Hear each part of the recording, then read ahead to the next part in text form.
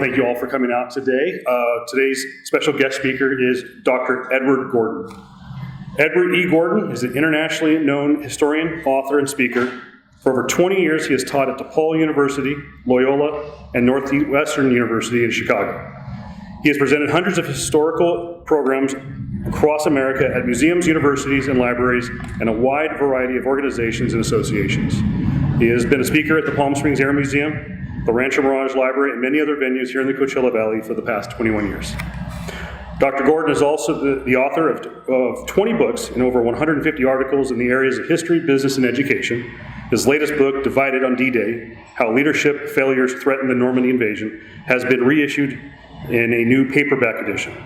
That has appeared on CBS Network's The Early Show, CNN, PBS NewsHour, National Public Radio, and many other media venues. Dr. Gordon has earned his BA and MA degrees in history at DePaul University, Chicago, and his PhD at Loyola University, Chicago, and pursued postgraduate studies at the University of Chicago. Without further ado, ladies and gentlemen, Dr. Edward Gordon.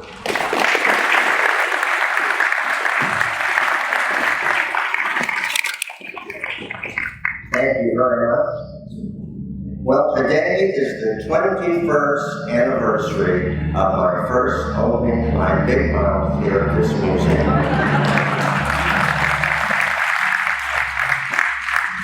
And my wife here, Elaine, is dead for all those programs for all those years, so she deserves a round of applause.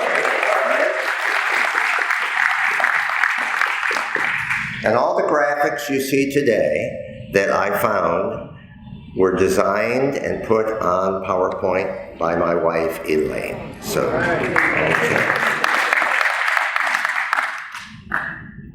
On June the 21st, 1940, at France's surrender, this man, William L. Shirer, who wrote The Rise and Fall of the Third Reich a few years later, at this point he was a CBS radio correspondent, and he was at Compiègne for the surrender of the French to the Germans. This is what he saw and what he said. It was one of the loveliest days I ever remember in France. A warm June sun beat down on the stately trees. Hitler arrived in a big Mercedes, accompanied by Göring and other Germans. They alighted from their automobile some 200 yards away. I observed Hitler's face. It was grave, solemn, yet brimming with rage. There was also in it his springy step, a note of the triumphant conqueror, the defier of the world. Well, how could this have happened? The French had the largest army in the world at that time in the West. Why did that army fall apart in only 43 days? This is the story of the invasion that shook the world and one of the greatest military triumphs in history. So here's our agenda, and here are some of the questions that I will attempt to answer. What critical events had laid the groundwork for the German invasion of France and this great victory in 1940? What were the Allied and the German strategies? How did the Germans lay a strategic trap for the Allied armies? Who organized the epic British evacuation at Dunkirk, the miracle of Dunkirk that saved the British Expeditionary Force? And how did the Germans further humiliate the French at this surrender ceremony in Compiègne? And what were the major results in German Western Europe because of this tremendous triumph? Well, our story starts way back in 1918. Here you see a picture of the Germans and the Allies. The Allies made the Germans stand in this railway car at Compiègne in 1918. The Versailles Treaty that ultimately was signed was a great humiliation. In fact, it really wasn't an end to the war. It was merely a 20-year truce between World War I and World War II. The Germans felt humiliated. that they had been defeated. Not their army, but by the politicians. The stab in the back myth was born. It was the bankers, particularly in their mind, the Jewish bankers, who had done this to Germany. The military occupation of the Rhineland followed. The destruction of the German Empire was realized. And finally, the military humiliation of disarmament. The German army was reduced to barely 100,000 men. This was the root cause that helped a man like Adolf Hitler to rise to power in a very cultured and civilized society. But on the Allied side, there was tremendous pacifism and isolationism that was born of World War I. Well, why? You all remember Vietnam, and you all remember Korea. Now, in our American Civil War, 1 million Americans died, but that was North and South. In this war, in 4 years, 1 million British died. 1.7 million French died. 2 million Germans died. However, Germany had a much larger population than France by the end of the war, or even before. There was a public sentiment that never again were we going to fight a war like this, ever, under any circumstances. And of course, after the war, there was a much lower birth rate in these countries, except Germany, after the Depression. In Britain, Baldwin, MacDonald, and Chamberlain followed a policy of appeasement because the public, frankly, refused to fight in a war. Also, isolationism was rampant. Isolationism was rampant in the United States. If it had not been for the attack on Pearl Harbor, when would the United States have become involved in a war in Europe? France suffered from those things, plus very weak governments. There were multiple prime ministers coming and going during the 20s in France. The United States, Woodrow Wilson, who had signed the treaty in Paris, couldn't get it ratified in the Senate in Washington. And there was a very strong pursuit of isolationism in the United States between these two world wars. The policy was disarmament and appeasement. The British and the French basically had an idea of defense only, particularly the French. Look at this map. You see that very thick red line. That is the Maginot Line. That is the fortifications that the French built, a fortress mentality. But unfortunately, it ran out, as you see, at the Belgian frontier. It was too expensive to build. So, fortress France. And of course, the British, if there was another war, would come to the assistance of the French. But remember, the British army was tiny compared to what the French had. In fact, there's always this joke that the British army is a projectile to be fired by the British Navy. Well, here's what the Maginot Line looked like. Anti-tank obstacles backed up by barriers, strong houses, pillboxes, anti-tank ditches. Also, these guns could rotate at the 50-degree arc. And underneath, underground, it was a veritable city underground of many levels where troops could eat, sleep, etc. There was a train, as you see on the bottom level. But the defense zone itself was only 12 miles deep. It was 250 miles long, but again, it didn't cover the Belgian frontier because it was too expensive. And the British and the Belgian and the Dutch troops would defend their countries if Germany invaded. Of course, this was the big error in their thinking. Now, there was a man, his name was Hart, Captain Basil Little Hart, very famous. He was gassed on the Somme during World War I, and he was invited to write a military infantry training manual. He predicted that the offensive operations of this next war would be spearheaded by armor, mass concentrations of armor. His book was ignored in Britain and France. The Germans read it.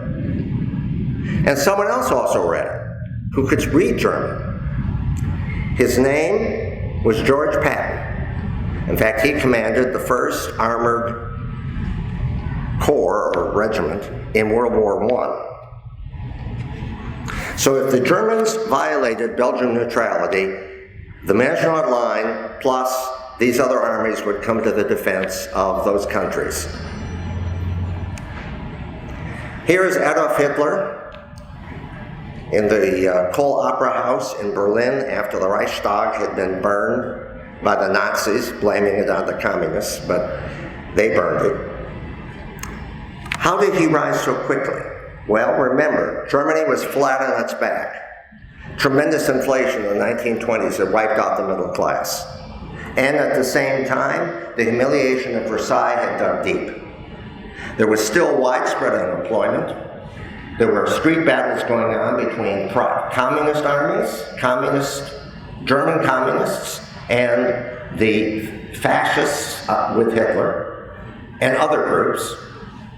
And the Weimar government was very, very weak. Remember, Germany had never been a democracy until the democracy was imposed on it after World War I. And, of course, he appealed to their base hatreds of other countries, racism, the concept of Aryan superiority, and then the stab in the back, and the worldwide Jewish conspiracy that he perpetrated. Joseph Goebbels, a PhD in literature, was the man who orchestrated this propaganda campaign. And it simply explained that if we had a strong leader, he could make Germany great again. So, right after he became chancellor in 1933, he got an agreement for basically martial law in Germany that never ended. All political parties were abolished. The first concentration camps were opened. And the Jews who thought that even though they had fought in the army, or they were professors or doctors, or they had medals from government offices, they would learn over the next 10, 12 years that no Jew was safe in Germany.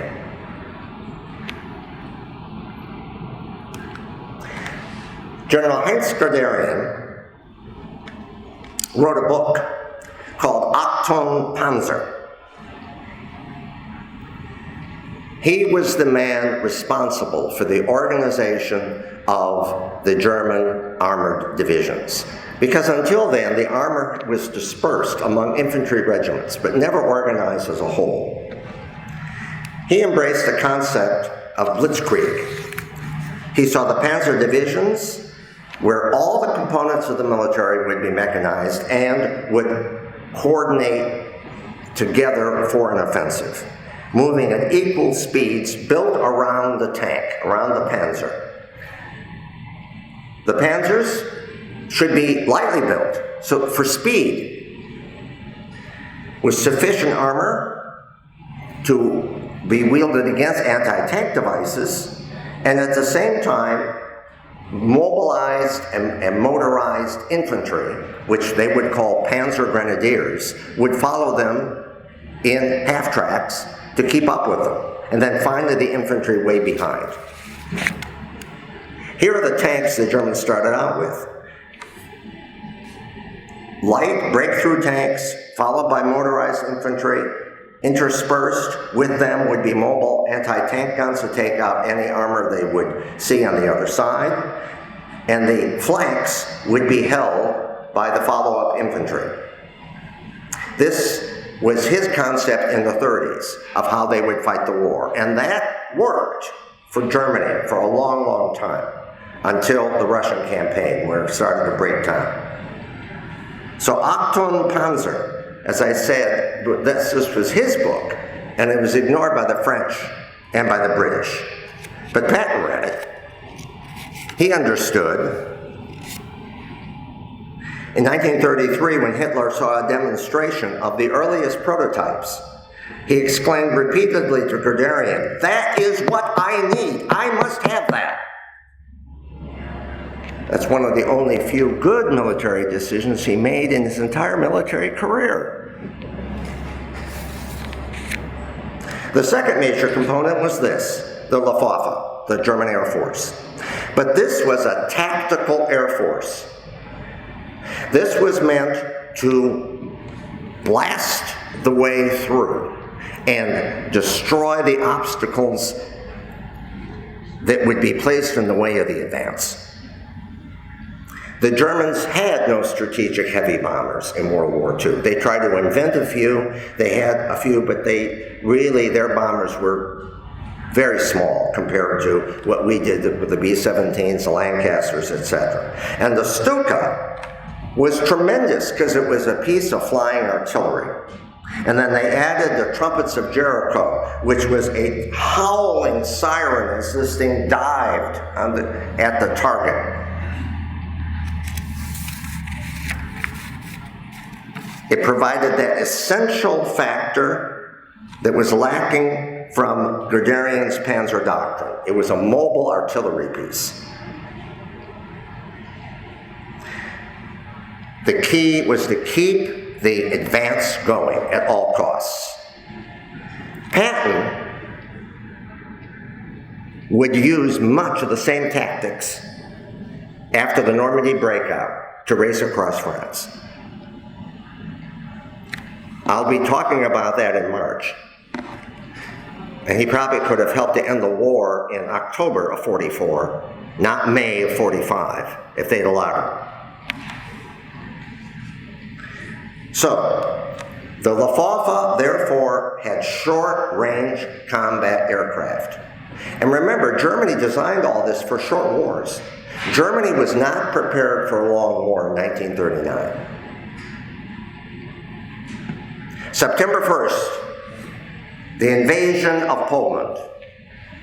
100 infantry divisions, 1 million men, 6 panzer divisions, 3,700 aircraft thrown at the Poles.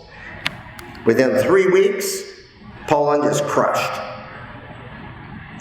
Of course, they had some help, as you see in the map, from Russia, because Russia got half of Poland. If you look on the right side of the map, you see that must be a Russian dog. The right side of the map, the Russians came in. Now you're going to say, well, no, I don't understand this, Ed. Britain and France declared war on Germany for attacking Poland. Why didn't they declare war on Russia? I'll tell you why. They were still negotiating with Russia because they wanted to be allied with Russia. But Hitler beat them to it because in August he signed a non-aggression pact to protect his rear for him to attack Poland and then the West. Talk about hypocrites. Now, the West was the Siegfried Line. This is the German alternative to the Maginot Line. Hardly anyone was in it. All the troops were in Poland. There is the huge French army and the BEF sitting there looking at it. If they had attacked, that would have been the end of Hitler. And they did nothing. Now here's a unique picture. They called it the phony war because they hardly think anything went on. But those are German prisoners of war captured by the French. Take a good look at it, because you won't see much of that until 1945. But those are French-German POWs. Here are General Gamelin and Gort.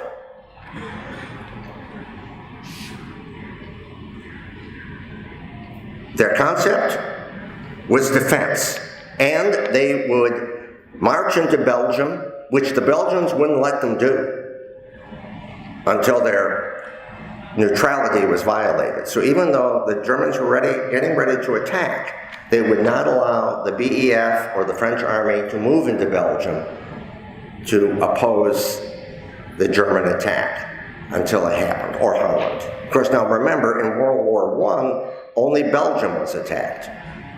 Holland was never attacked. On the other side is Field Marshal von Rundstedt, von Brock, and Lee.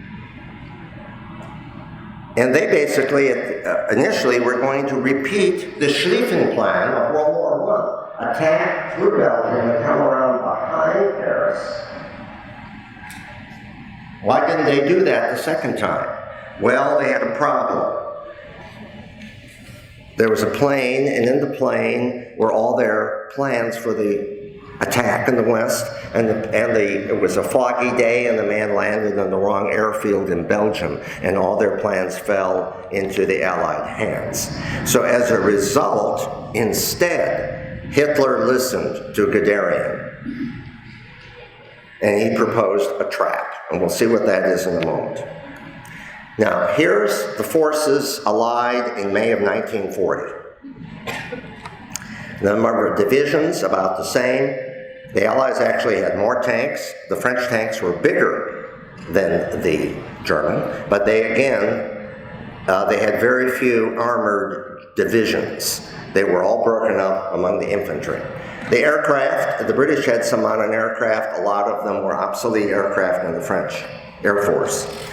So you had 67 French divisions, 700,000 Belgian troops, 250,000 Dutch, and 5 British divisions. So you see the bulk of that force was French. May 10th, 1940, they attack. If you look at the map, the first, and I'm afraid my pointer isn't working too well, at the top you see the Netherlands. So they attacked into Belgium and the Netherlands, and what happened? You see the red arrows. The Allied armies then advanced into Belgium to defend Belgium, right? And those were the best of the French divisions and the whole British BEF. Well, the panzers raced across Holland. German paratroopers were used very effectively in Holland. There was a huge fortress of Eben Amal in Belgium that was considered to be impregnable. The Germans used glider troops, and they landed on top of that fortress and took it in record time.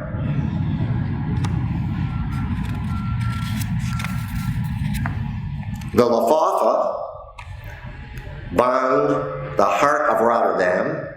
A day later, Holland surrendered, May 15th. Now, the next day, the trap was sprung. The BEF and the French were now committed to Belgium, and the Germans went through the impenetrable Ardennes forest. All the military leaders in the West, and many of the Germans said, you cannot get through the Ardennes. It's with tanks, trucks, mobilized. Well, there they are, going through the Ardennes.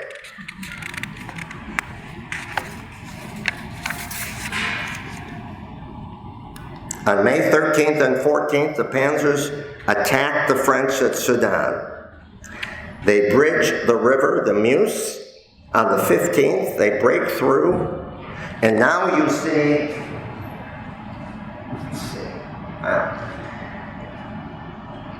they break through with this 100-mile-long panzer column, and they cut off the French and British armies in half.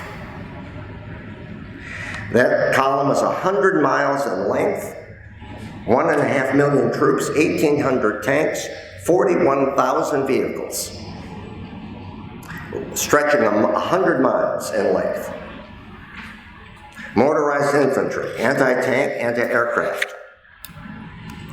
Here is Erwin Rommel, commanded one of the 7 Panzer divisions. He was a World War I infantry officer, and he commanded the Potsdam War Academy between the war. In 1939, he was Hitler's aide for the invasion of Poland. Afterward, he asked Hitler to command a Panzer division. February 15th, 1940, he took command of the 7th Panzer. He had no prior experience in armor. In 3 months, he turned that Panzer division into the most successful Panzer division in France. There it is. The result of the German breakthrough: beautiful sunshine, extraordinary scenery. The Germans are very happy. They have total air superiority because they've shot down most, or on the ground or in the air, most of the Allied planes. It was a keen, intoxicating, lighthearted excursion for the Germans. As one officer said, quote, "The Panzers are on an increasingly reckless speed. They reach stretches before us. No enemy flies over us. The air is completely dominated by our own flyers. A wonderful feeling of unconditional, unsurpassed superiority. The Panzers rush on at 50 miles per hour." With jubilation, Erwin Rommel wrote in his diary, "The way to the West is now open. It is hardly conceivable.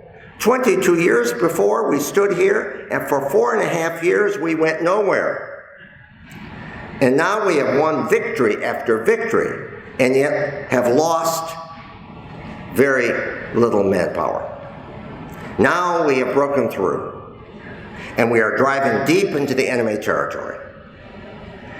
It is not just a beautiful dream. This is the new reality for Germany."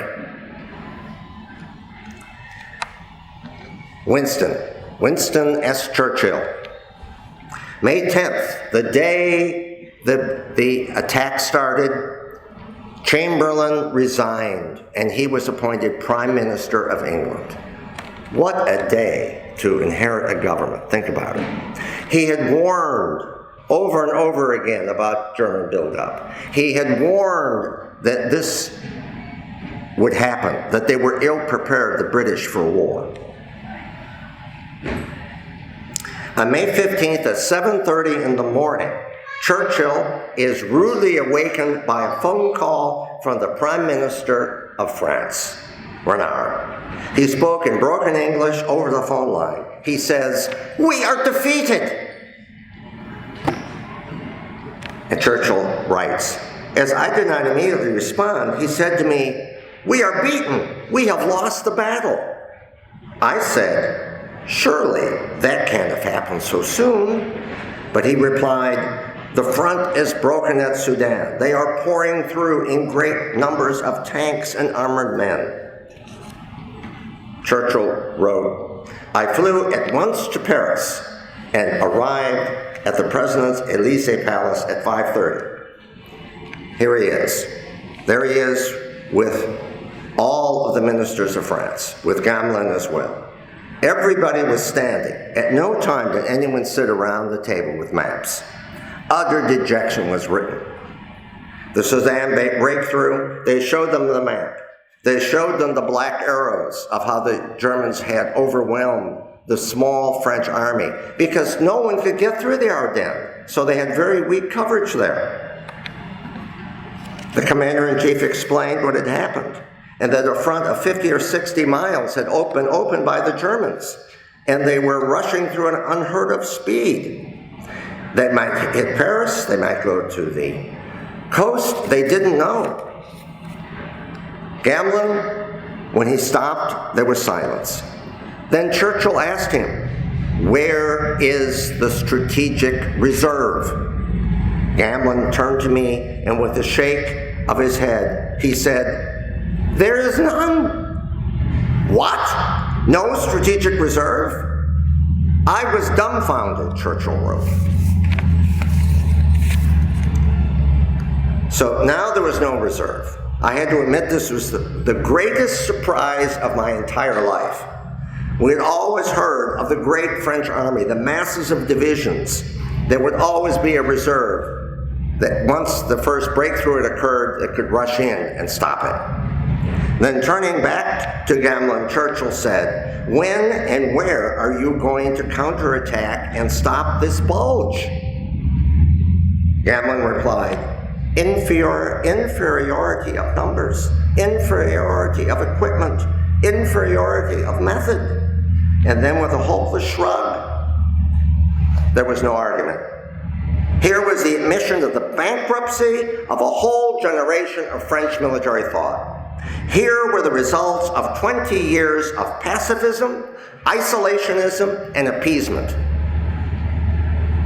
That's what helped the Germans to win. The Allies had defeated themselves, and the Germans had come up with a good strategy that they simply could not cope with. The French, lacking any resources, demanded that Churchill bring in all the rest of his fighters. The British Air Marshal Dowling said he had to have at least 25 fighter squadrons to defend Britain, because once France fell, the Battle of Britain would follow. A total of 261 Hurricanes, as you see in this photo, had been deployed.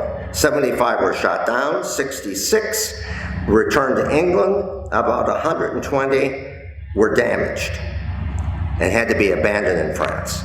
Thus, in 10 days' operations, Britain had lost 195 planes, a quarter of their entire air strength. Churchill refused to send any more aircraft, and this became a very great sore point with the French. On May 16th, however, Churchill proposed, be prepared now, that France and Britain would form one nation, a union of France and Britain. I want you to think about that. I remember one British Prime Minister saying in the 1890s, "The best thing I know between Britain and France, the sea." The French rejected this immediately. Now here is a man that you've heard a lot about. General Charles de Gaulle. He commanded one of the few tank divisions in the French army. And he launched several counterattacks towards Sedan in 1940. But it was too weak. The counterattack failed. The Germans had too many aircraft, too many tanks. But because of this, unbelievably, Hitler was shaken by this French counterattack, even though it had failed. And he ordered the tanks to stop, the German tanks. Well, Guderian was furious. So he got him to agree that the Germans could continue a reconnaissance in force. There's the reconnaissance in force. It continued. He connived with the other staff officers. The reconnaissance was set in motion. By the 17th, the panzers were rolling again, unbeknown to Hitler.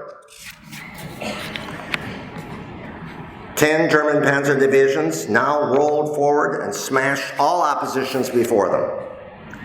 And in those days, the highways had the Germans advancing in one direction and an endless column. 8 million refugees fleeing in the other direction. And of course, now you have the spectacle of French soldiers trying to redeploy on those roads, and they're all mixed up with all the refugees, so what do you think happens? One of Gamlin's staff officers gave this eyewitness: complete disintegration. Out of 70,000 men and numerous officers, no single unit I saw was in command. 10% of the men still had their rifles. There were no wounded among the French. They can't understand what has happened to them. The side of the German airplanes, absolute terror. The service troops break up before the infantry. There is widespread disorder everywhere.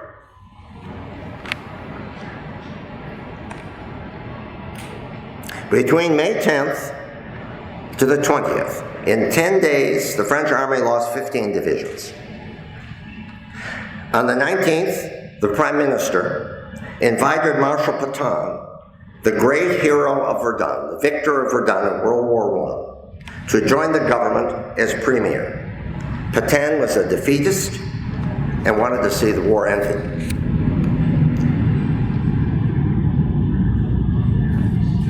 Let's go back. So what's wrong here? I want you to look at this. On one side, on the right side, those are Belgian troops surrendering. They're mobile. They're mobile. Look at the Germans. They have horses.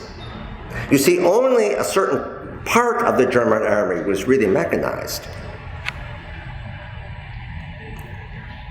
Here's some other of the mobile German forces. How is they getting around? On bicycles. On bicycles. Now here's Guderian. And Guderian has something on the bottom of that screen. You see the guys, it looks like a typewriter, doesn't it? What is that? That's an Enigma machine, that's right. That's one of the keys, again, to bind the Air Force, Army together and move them, and they knew what was going on at all times in all parts of the front. Until the British, of course, broke the codes. And there is the modern German use of communications. But I have news for you. Pigeons were widely used by all the armies in World War II, homing pigeons. So close up, behind the Panzer divisions on the flanks, were mechanized infantry. The Luftwaffe leapfrog from base to base. The organization was smooth running. The manning of the Panzer Corridor was undeniably a masterpiece of organization, a triumph of German planning. By the end of the 19th of May, the 10 Panzer divisions were now lined up in a phalanx of armor that had been called the Rendezvous of May 19th, 50 miles from the sea.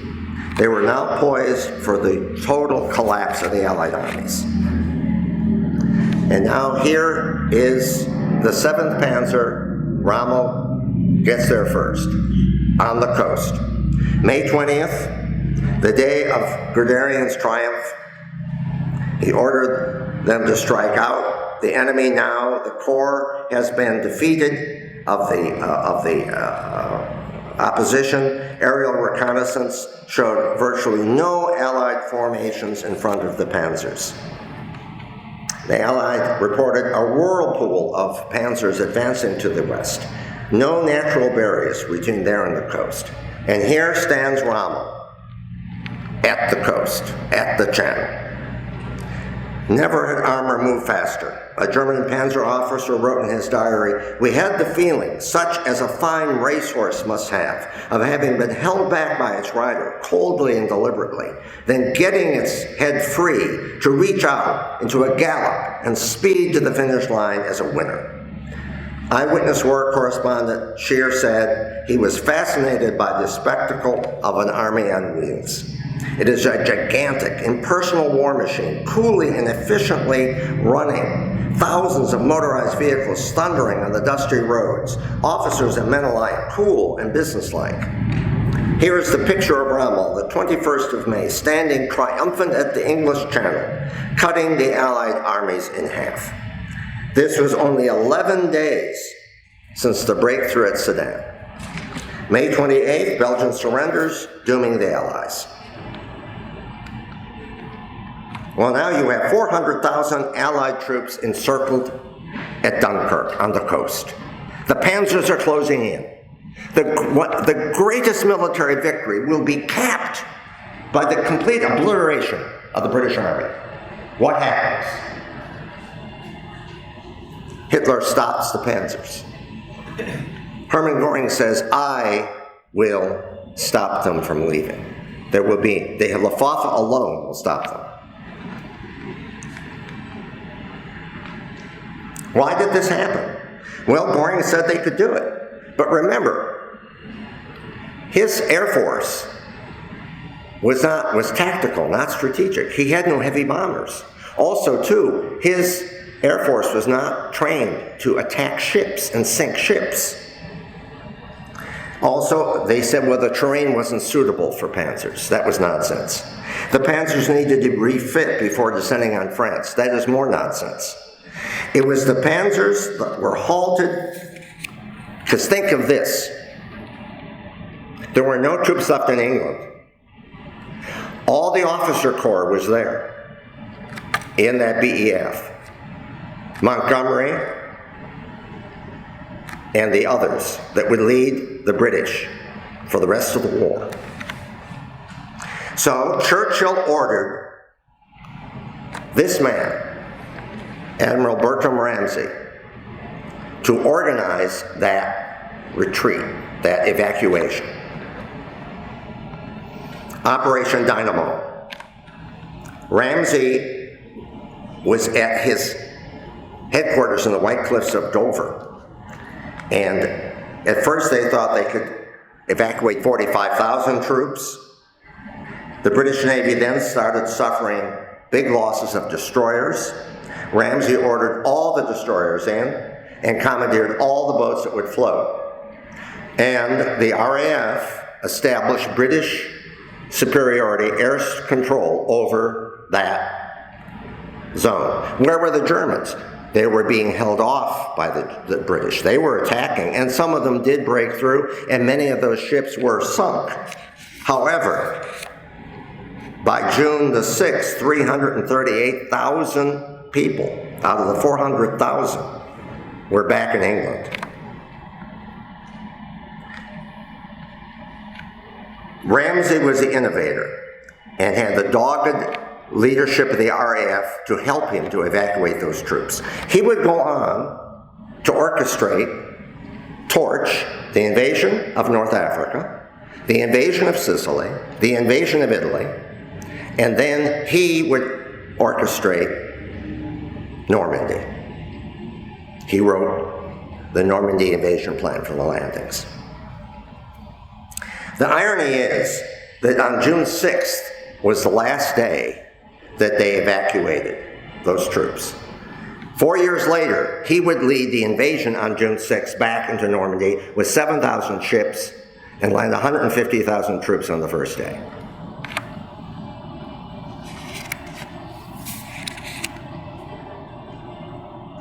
Churchill, and here's over 338 evacuated.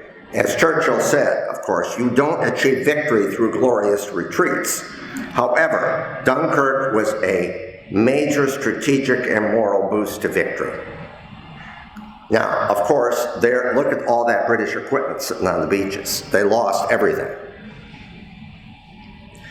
But remember, even though they lost the tanks and equipment, they had the manpower, but they also had this. They are some of the leaders of the British Army. Let's say they had captured all of them. If Hitler had been smart, he would have immediately thrown his paratroops, Air Force, and everything that would float with troops, and it would have attacked England then, because there was nothing to defend England. That's true, the Navy was there, they would have tried to interdict, and there would have been a lot of losses, but that would have been his best chance to take England, because they had no invasion plan at all. But that's not the way it worked. So for Germany, Dunkirk ranked as a colossal blunder. Rommel wrote in his diary afterwards, quote, "What the future course of a war would have been if we had succeeded at the time in taking the BEF prisoner at Dunkirk. It is now impossible to guess," unquote. All right. Well, the German attack immediately resumed June 5th. The French would make a determined effort to defend, but they were hopelessly outgunned and outmanned. The French had 60 divisions for a 225-mile front. The Germans had 104 fully manned divisions and 10 panzer divisions. So on June 10th, the panzers rolled. On June 12th, Dieppe fell, surrendered to Rommel. 40,000 soldiers, 12 generals.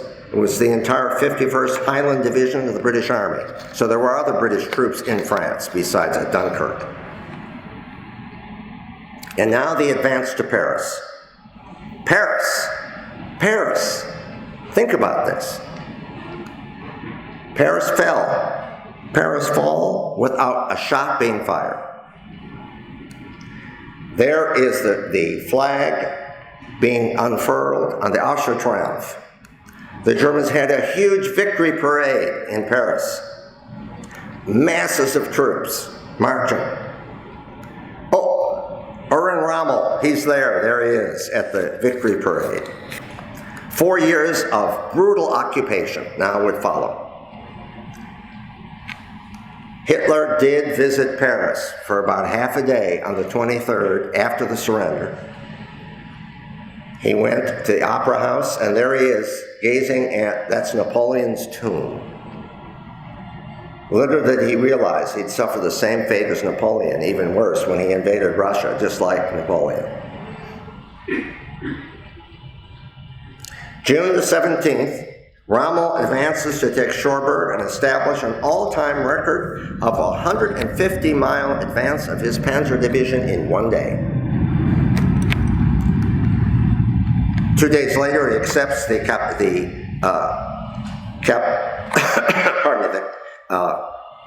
surrender at Cherbourg. This is the end of the campaign for Rommel. His Panzer Division, the French called the Phantom Division. In 6 weeks, it captured 98,000 prisoners, 227 guns, 458 armored vehicles, 4,000 trucks. And its own casualties, 682 killed, 1,600 wounded. And now the Maginot Line, which you see on the far right of that picture, is flanked. The Germans coming right behind it, that's the end of the Maginot Line. Totally useless. Pétain, on the 17th, the French Prime Minister resigns with his government. He's physically collapsing, and he asks this 84-year-old Marshal Pétain to organize a new government. He immediately contacts Germany and asks for an armistice. Compiègne, June 22nd, 1940. In the forests of Compiègne, the French were forced to sign a very unfavorable armistice. This is the armistice train car that were used by the Allies to force the Germans to surrender. They took it out of that museum and they wheeled it to, there's the site. That's the exact site where the surrender occurred in World War I. All right? So now they take it out. Shire describes the scene of Hitler's revenge. Hitler glanced slowly around the clearing, and now his eyes met ours. You grasp the depth of his hatred. But there is triumph too. Revengeful, hateful triumph. Suddenly, as though his face was not quite giving complete expression to his feelings, he threw his whole body into the harmony of his mood. He swiftly snaps his hands on his high arches, his shoulders, plants his feet wide apart. It is a magnificent gesture of defiance, of burning contempt for this place and all it has stood for in the 22 years since it witnessed the humbling of the German Empire. So now they're seated in that car. You will see Hitler on the left and the French cowering on the right. You will see a man standing in the door with an officer's hat.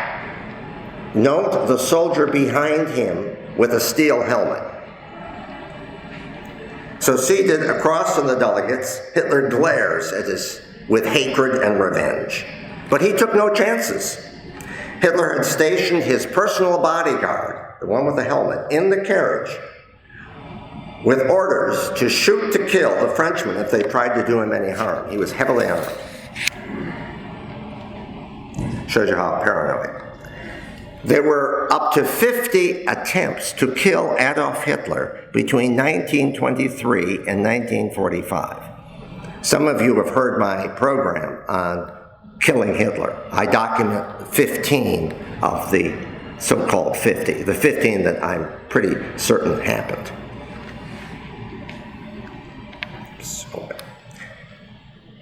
So now here is the results of the surrender terms. France is divided into 2 zones of occupation. They have to pay an indemnity. They have to pay an indemnity for the German soldiers stationed within the country. But remember something, and the whole French army, by the way, is prisoner in Germany. They will use slave labor for the next 4 years. At that time, however, they all believed that the war would soon be over. I mean, Hitler had defeated all these armies in such a short time. How could Britain all by itself survive? Didn't have an army. So all the French believed that this armistice would be short-lived.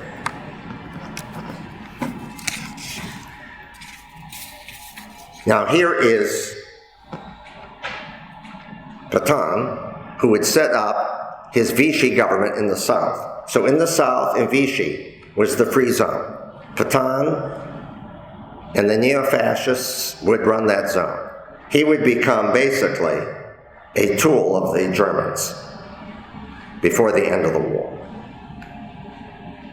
And here they are leaving the surrender ceremony afterwards. The results of the battle?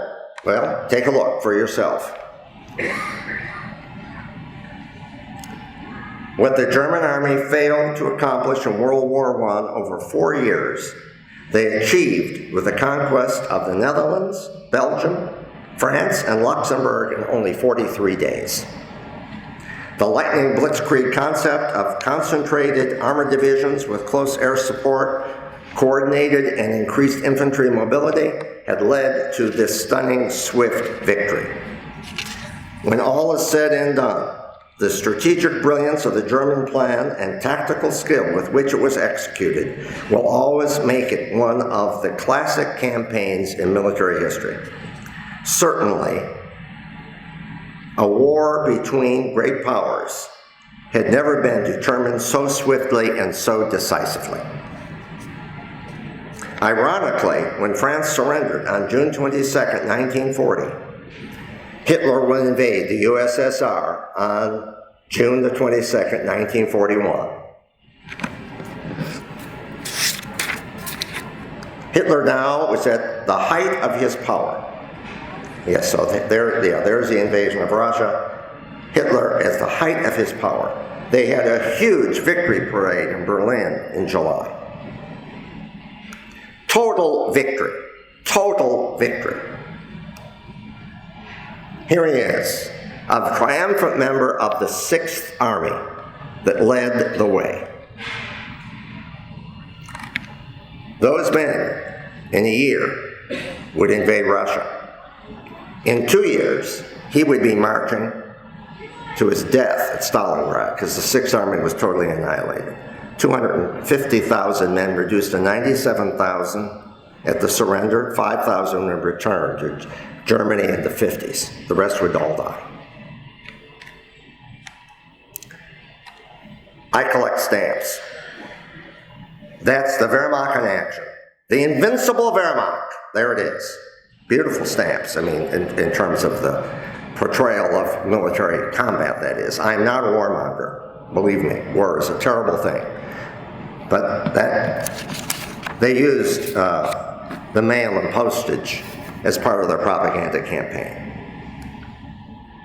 The defeat of the mighty French army in only 6 weeks shook the world, shook up everyone. We started the first peacetime draft in the history of the United States after this. Why? Yes, people were very frightened by this. Hitler now stood at the English Channel. 8 states had now been crushed beneath the Nazi juggernaut. German troops stood guard over most of Europe, from North Cape above the Arctic Circle to Verdun, from the English Channel to the River Bug in eastern Poland. All that stood between them and the establishment of German control of Europe under Hitler's dictatorship was one man. His name was Winston Churchill, and the determined British people that he led. They did not recognize defeat when it stared them in the face. England now stood alone, virtually unarmed, the island besieged by the mightiest military machine the world had ever seen. However, over the next 4 years, he would become Britain's greatest wartime prime minister, and he, with his allies, would lead total victory over Hitler's criminal Nazi regime. And that is the story of the invasion that shook the world. Thank you.